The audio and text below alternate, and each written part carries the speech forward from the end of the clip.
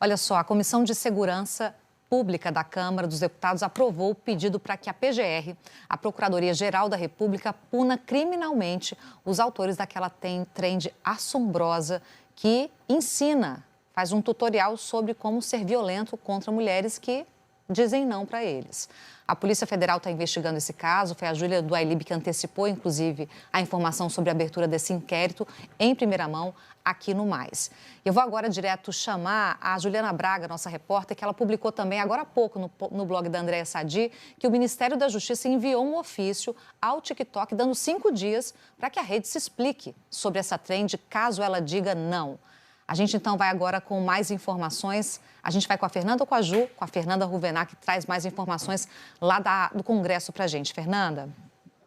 Oi, Camila. Boa tarde mais uma vez a você e aos assinantes que continuam com a gente. Esse requerimento foi aprovado hoje mais cedo, durante a sessão da Comissão de Segurança Pública aqui na Câmara dos Deputados. Foi uma aprovação simbólica, ou seja, os deputados fizeram um acordo para que esse requerimento fosse aprovado, um requerimento que pede para a Procuradoria-Geral da República avaliar uma investigação sobre a conduta dos autores desse vídeo, caso ela diga não. Inclusive, a ideia é que a Procuradoria-Geral da República responsabilize os autores desse vídeo, dessa trend. O pedido desse requerimento foi feito pelo deputado Pedro Campos, do PSB de Pernambuco. Esse requerimento pede a instauração de um inquérito ou procedimento investigatório criminal para apurar as condutas relacionadas a essa trend. Pede também a comunicação às plataformas de redes sociais, como X, Instagram, TikTok, para que forneçam informações sobre o alcance dessas publicações.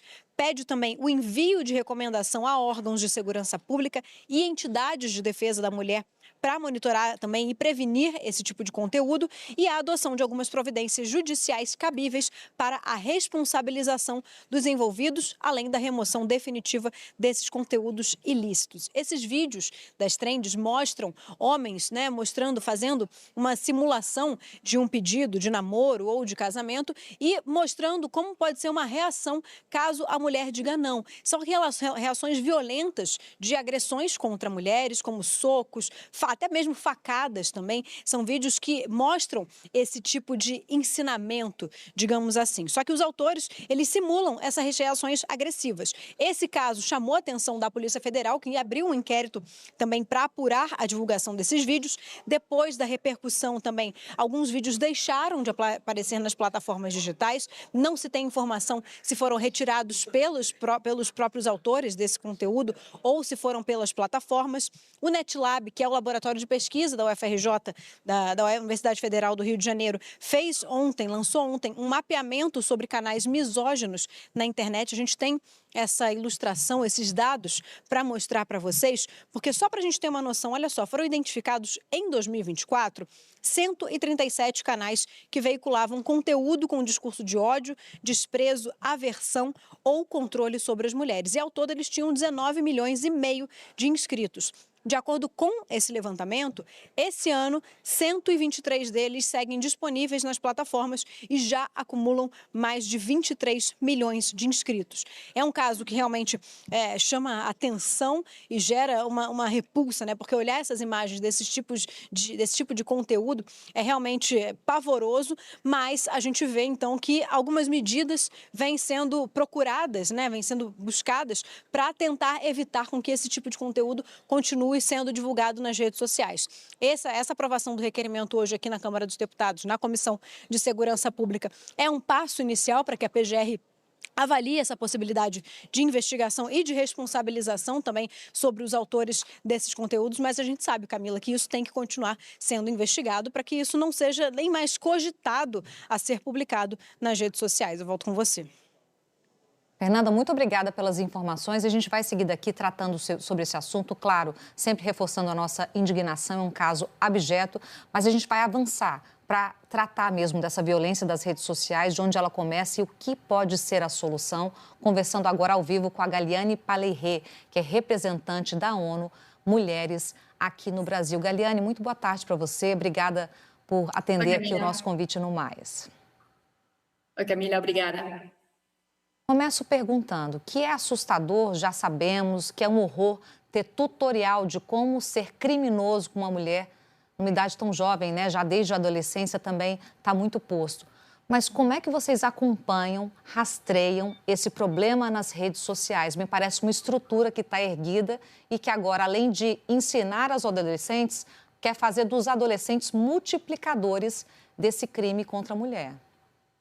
Sim, bom, a ONU Mulheres, nós estamos já fazendo muitas coisas. As primeiras coisas são pesquisas e evidências, porque se não temos essas evidências, essas cifras que vocês compartilham antes, não podemos identificar qual é o problema.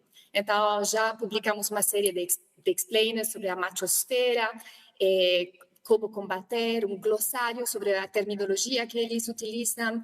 Temos um relatório recente do secretário-geral das Nações Unidas que identifica a machosfera como ameaça à igualdade de gênero e também um vetor de radicalização.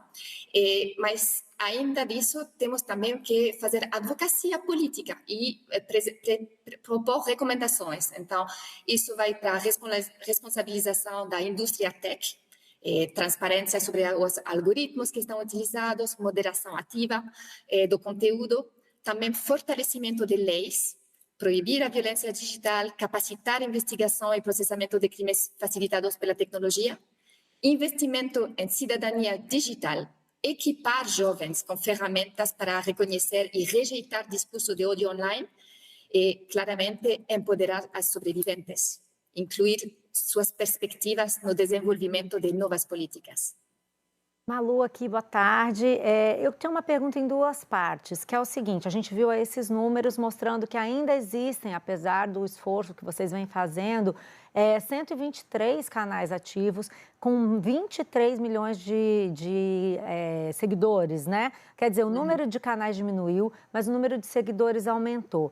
A minha pergunta é: existe uma resistência das plataformas em derrubar esses perfis? Por que a gente ainda tem tantos perfis com conteúdo misógino na internet? E sobre esse aumento de seguidores, quer dizer que existe também uma demanda por esse conteúdo que vem aumentando? Como é que a gente deve interpretar esse aumento? Eu acho que tem muitas razões, não? Uma razão, a primeira, é que é muito difícil regular esses tipos de perfis, porque quando a plataforma desliga um perfil, a pessoa pode recriar outro perfil muito simplesmente, não? Com um novo endereço e-mail, é muito fácil. A segunda coisa é que não tem um incentivo, porque as plataformas também têm as suas fontes financeiras, pelo hecho de ter muitos seguidores, muitas pessoas nas plataformas. Então, mais pessoas é importante para elas. E para ter mais pessoas, esse tipo de conteúdo mais violento, mais extremo, eles sabem que atrai muitas pessoas e muitos jovens, desafortunadamente. E, finalmente, a cooperação entre reguladores estatais e a indústria para espaços digitais mais seguros ainda não está no nível que deveria estar. Então, tem muitos passos ainda para fazer para obter uma melhor regularização. Dada essa dificuldade, porque a rede social fala, viola a nossa regra, mas está ali rodando. E às vezes também tem a questão de conseguir frear. Fecha um canal, nascem dois. O que a gente pode fazer para não esperar esse sistema começar a ganhar tração e funcionar, mas que a gente consiga conscientizar crianças e adolescentes para, diante desse conteúdo, tentar frear, ou seja, diante desse conteúdo, sentir indignação ou denunciar para as redes sociais para que eles sejam reduzidos, ou basicamente entender que isso é criminoso e que isso é só alimentado por um ódio que não deve ser multiplicado pelos adolescentes. Quando a gente me pergunta, na prática, o que se pode fazer? Eu costumo organizar em 3 frentes. O primeiro, já falei, são governos e reguladores, não? Fortalecer marcos contra a violência digital, exigir transparência e diligência das plataformas. O segundo ponto é educação e alfabetização midiática. Desde cedo, desde muito jovens, é importante ensinar uma leitura crítica do que se consome online para nossos filhos, os meninos, como reconhecer manipulação e discurso de ódio. E terceiro, também levar alternativas positivas, promover masculinidades saudáveis, empatia, responsabilidade, cuidado, comunicação não devem ser só de mulheres, devem ser de todos, não? E criar espaços onde meninos possam falar também de inseguranças sem virar alvo de discurso de ódio. E isso precisa ser coordenado, porque ninguém resolve sozinho. Então, é o trabalho do governo, das plataformas, das entes internacionais como a ONU e também da sociedade civil e dos médias também. Essa mudança cultural, ela é uma mudança mais lenta, né? Você educar as crianças, você aos poucos ensinar esse letramento digital, tudo isso demora mais. Mas a senhora citou aí a questão regulatória. Existe alguma proposta regulatória que possa fazer um avanço mais rápido, que esteja já em pauta, que possa ser adotada? Porque a gente que cobre esse universo das plataformas, muitas vezes a gente tem a intenção de que tem a impressão de que a vontade deles de serem regulados é zero. Quanto menos regulação tiver, melhor. Isso de forma geral. Obviamente que a gente está falando de um crime que causa problemas como o que a gente está vendo aí essa semana em relação à moça, a menina que foi estuprada em Copacabana. Mas, em geral, a reação das plataformas é não querer regulação alguma.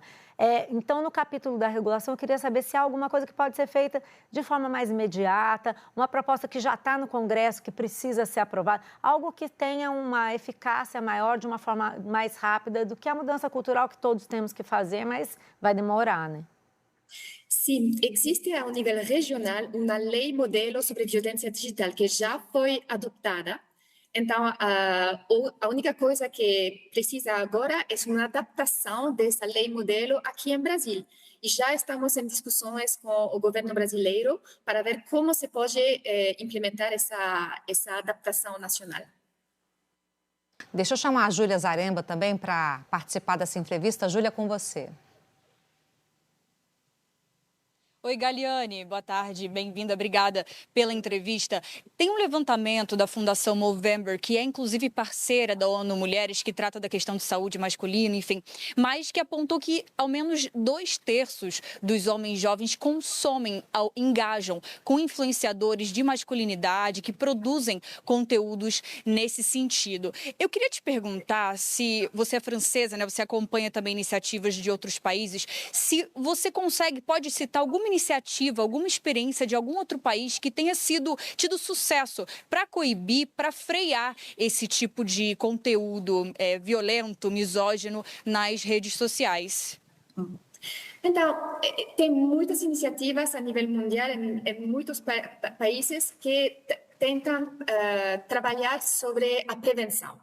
É importante também reconhecer que tudo isso, a manosfera, também vem de um sofrimento masculino. Existe, mas não deve virar justificativa para a misoginia. O problema é que a machosfera promete uma cura, mas entrega isolamento, rigidez, hostilidade. Então, o que funciona melhor das iniciativas que vemos no mundo é oferecer suporte real. Então, redes de pertencimento, saúde mental pelos meninos, educação emocional, modelos de masculinidade que não dependem de controles sobre mulheres. E aí, quando a gente melhora a vida dos meninos e dos homens, isso também melhora a segurança e liberdades das mulheres.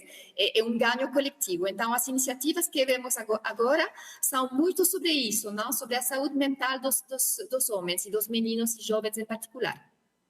Galiane, uma última pergunta, pegando carona no que a Malu tinha perguntado, né? Ou seja, uma medida mais rápida, mais efetiva. Você explicava sobre essa lei referência, uma lei padrão. O que precisaria para ela passar a valer? Basta conversar com o governo? É uma coisa que passa pelo Congresso? Como é que é? Sim, deveria claramente passar pelo governo. Desculpa, deveria passar pelo governo, mas primeiro deve ser discutido no Congresso e a lei deve ser redactada e adaptada ao contexto brasileiro. Então, seria também muito importante invitar a pessoas da sociedade civil e a outros expertos na matéria e também sobreviventes, como falava antes, para participar desse esforço e dessa adaptação. Muito obrigada pelo debate, que é tão importante para o país, e a gente vai continuar falando disso. Uma boa tarde para você.